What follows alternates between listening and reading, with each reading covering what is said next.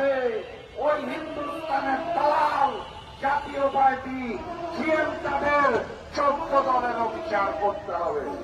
সংগ্রামী সাথী এবং বন্ধুগণ, একটি সফল গণঅভ্যুত্থানের পরে আমরা আশা করেছিলাম অন্তর্বর্তী সরকার জনগণের দাবি দেওয়া মেনে নেবে।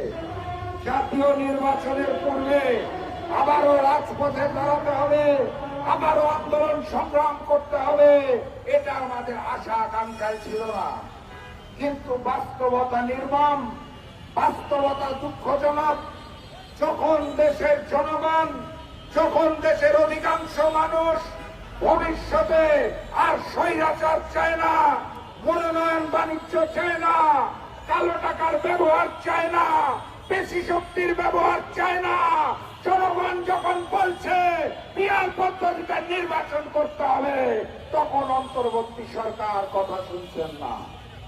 নির্বাচন কমিশন আমাদেরকে জানিয়েছে সংবিধানে নাকি পিআর পদ্ধতিতে নির্বাচনের কথা বলা নাই।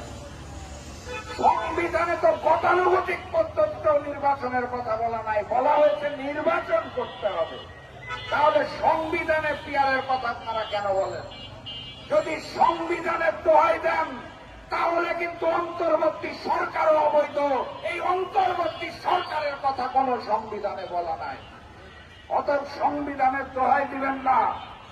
বাংলাদেশের সংবিধান অগাস্ট মাসের 5 তারিখে শেখ হাসিনার সাথে সুটকেসে বোঝাই হয়ে ওই হিন্দুস্তানে চলে গেছে।